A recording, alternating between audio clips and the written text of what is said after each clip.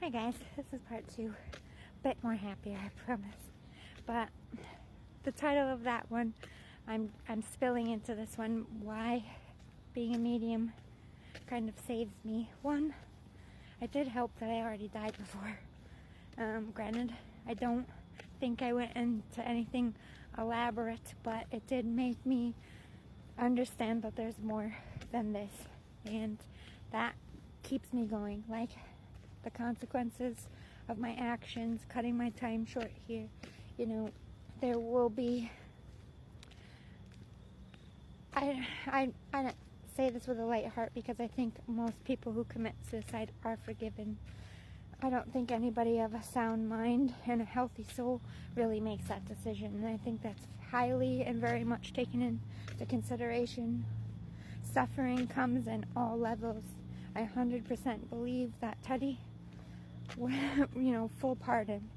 How could you judge that man who went to war more times than probably anyone in his age group? He couldn't be here. Being here was hard. Being at war became more easy for him, especially the more friends he lost, the less connected he felt with this world. A lot of soldiers feel that way. And with us on the brink of war again, I worried about these boys and girls because everybody goes on about mental health. But when push comes to shove, it's still very much judged and very, very much shunned. There is more, the only advantage is there's more self-avenues to get help. Like you can go on a website, you can call a number, you have a way to help yourself. And thank God for that, because if you had to depend on the support of most people around you who are also depressed, who are also broken in a very hard world, it's hard for someone to, like me in my position, to come and sit to someone who's in middle class too. They're struggling, they're fighting, they're stress-ridden. They don't want to hear about your woes. They have enough of, there's a everybody's been desensitized. There's no compassion for other people not because we're evil, but because we don't have room for it. We have so much trauma in our own life. To be able to sit and reason with someone else is beyond most people's comprehension at this point. So we're all out here fending for ourselves. And I just keep thinking about Teddy and all the times that I just gave up because it was easier. But so many people do that because they don't know how to help. I did everything. I broke his trust. He didn't like me at the end because I called the MPs on him. I really thought that he was going to take his life, and he got a little bit of a reprimand. He had to do 6 weeks of counseling. He literally looked me in the face and said, "I never want to fucking see you again. You just ruined my life." But not but a couple weeks later, it was a lot.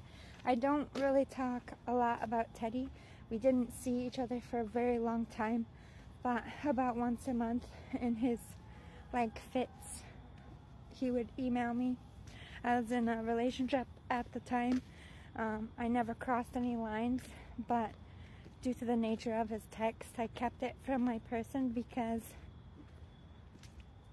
it would be too hard to explain. Listen, he's stuck back 4 years ago. He gets in these fits, he gets in his PTSD, and he has flashbacks, and he thinks we're still young, and I'm not that person. I haven't seen him. It was just too much. I was with a very jealous person. They couldn't understand that my friend reached out when he had no one. But I never went to see him. I never made time, and I should have. So I'd all this shit that's coming to the surface. So I don't know what to do, but there's gotta be some kind of release. I have to do something to put the guilt in a positive, do something in his honor. Maybe, I don't know, start a foundation or donate money or write him a letter. I've done that a few times. I know 100% fact that if he was here, he'd be like, shut the fuck up, you know, that was 100 years ago. None of it was your fault. I know that because he's healthy now. But, sorry. All I have to go on are the last angry words and the look on his face and what I saw. Like, even now, I could probably get in big trouble if anyone found out I went in there. He was just the most honorable soldier I ever met in my life. And I just didn't want his family to see that, or,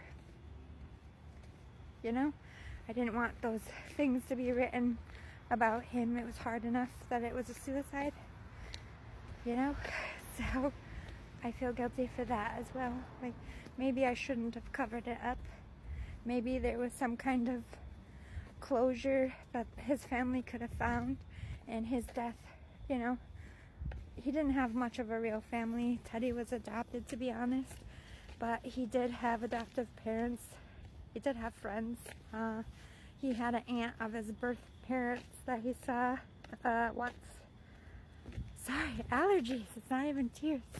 The first rain of the season, my nose just goes. But, so I'm dealing with Teddy guilt. It just popped up. I keep having these tremors every night. So I'm like waking up at 3:33 every fucking night, which scares me. Because at the bottom of his letter to me was 333. It was like when Teddy was around and we were secretly dating, he would like chalk or something around my dorm, or like it was like, go to the spot when you get a minute. If I saw it, or we would be at an event or something, and he'd write 333 on the napkin. It was called like, meet me at the truck, we're getting out of here. So it's definitely Teddy talking to me. I think he is just trying to tell me, like, some of this anxiety is carrying this guilt, and that I'm alone, like he was. I'm the last one out of all of them. Like,